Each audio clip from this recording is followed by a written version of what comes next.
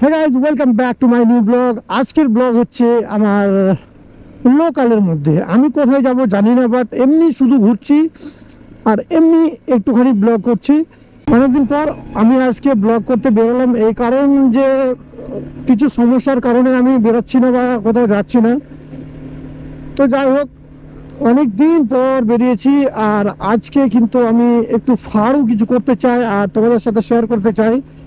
তো হচ্ছে আমাদের নারায়ণপুরের ফ্লাইওভার, নারায়ণপুর হাইওয়ে NH-12 যে ব্রিজটা আছে সেখানটায় আমরা প্রতিনিয়ত এইসব জায়গাতে ভিডিও বানিয়ে থাকি, কারণ এই সব জায়গাগুলোর যে লোকেশনটা, ওয়েদারটা খুব সুন্দর আছে আর দেখতেও অমায়িক এবং খুব সুন্দর লাগে।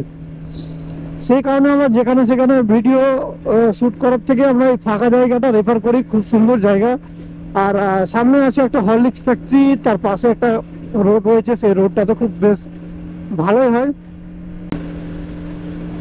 अफसाना बना के भूल न जाना, दीवाना बना के भूल न जाना।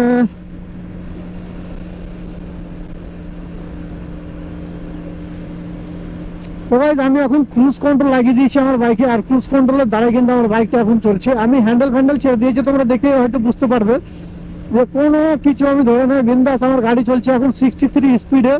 যদি আমার আরও একটা ক্যামেরা রয়েছে, আমি সেই ক্যামেরাটা যদি ইউজ করতাম তাহলে তোমাদের দেখাতে পারতাম যে ডুয়েল ক্যামেরা ইউজ করে কিভাবে ভিডিওটা জাস্ট ভালোই হতো, খুব সুন্দর হতো। তো আমি দেখা যাক নেক্সট ব্লগে আমি কিন্তু ডুয়েল ক্যামেরা ইউজ করে তোমাদের ডবল ভিউজ দেখাবো, যে সামনে এবং পিছনে কিভাবে ভিউজটা নিচ্ছি আর কিভাবে ভিউজ শ্যুট করছি এবং ভিডিও শ্যুট করছি। এ হচ্ছে আমাদের ঘোড়া লালপাড়ি।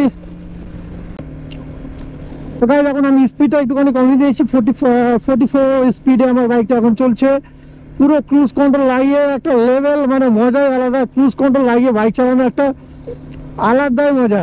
হ্যাঁ, ক্রুজ কন্ট্রোল লাগিয়ে যে হ্যান্ডেল ছেড়ে বাইক চালাতে হবে তেমনটা না, বাট আমি করছি যে তোমাদেরকে দেখানোর জন্য ক্রুজ কন্ট্রোলটা কীভাবে কাজ করে আর ক্রুজ কন্ট্রোলের সিস্টেমটা কত সুন্দর।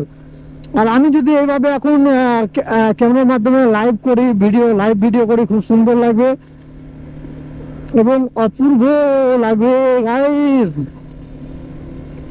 তো বেশি কিছু বলছি না, শুধু 1 লাখ সাবস্ক্রাইবার হতে সময় লাগে না গুরু, তোমাদের সাথ দিতে হবে, কিন্তু তোমরাই তো সাথ দিচ্ছ না।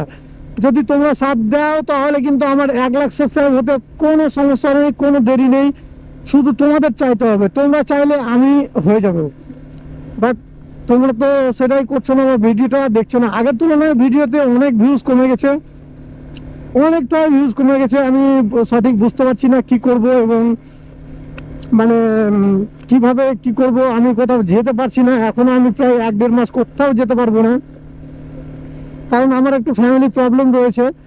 না হলে আমি প্রতি মাসে, এরপর আমার আর 1 থেকে 1.5 মাস পরে আমি প্রতি মাসে একটা করে ট্যুর প্ল্যান করব এবং যাব। আর তোমাদেরকে দেখাবো যে প্রতি মাসে একটা ট্যুর প্ল্যান করে কিভাবে ঘুরি আমি, আর প্রতি মাসে কিভাবে টাকা, মানে যখন আমি ঘুরতে বেরোবো তখন টাকা ব্যয়বহুল হবে, খরচা কিছু করার নেই, আমি কামাই করবো এবং খরচা করবো। তো এখন আর্থিক অবস্থা একটুখানি খারাপ আছে, তো আমি একটা বাইক দেখছি ঠেলে নিয়ে যাচ্ছে। তো আমি আগে জিজ্ঞেস করবো দাদা কি হয়েছে, তারপরে আমি দাদাকে হয়তো ঠেলে নিয়ে যাওয়ার চেষ্টা করব বা হেল্প করার চেষ্টা করব যদি পারি। আমার যদি হয়, আমার কাছে তো পেট্রোল নেই। কি হয়েছে দাদা, কি হয়েছে? চেন ছিঁড়ে গেছে, বসো, আমি ঠেলে দিচ্ছি, বসো, পয়সাটা হোক।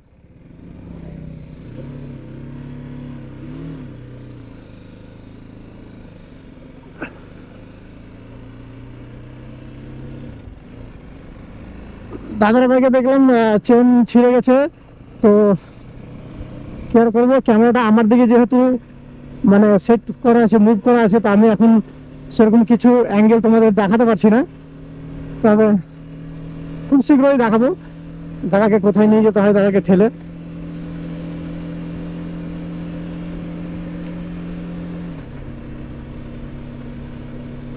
এত গরমের মধ্যে বাইক ঠেলে নিয়ে ইম্পসিবল ব্যাপার রয়েছে, খুব চাপের বিষয় আছে, তো বুঝতেই পারছো। আমি একটু চেষ্টা করি দাদার দিকে ঘোরানো। তো দেখো, দাদা বাইকটাকে ঠেলে নিয়ে যাচ্ছি দাদার আমি।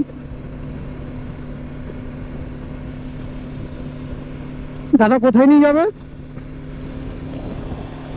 কোথায় নিয়ে যাবে দাদা?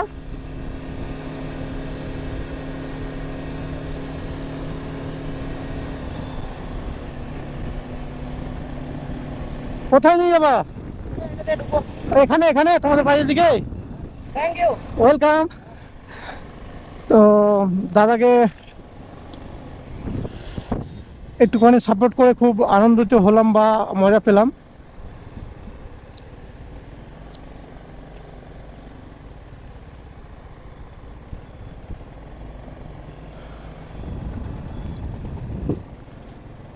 তো বেশ আনন্দ পেলাম। যাই হোক, দাদা বাইকের চেন ছিঁড়ে গেছিলো, তো আমি একটুখানি হেল্প করে দিলাম। চলো একটুখানি ফান রাইড করা যাক।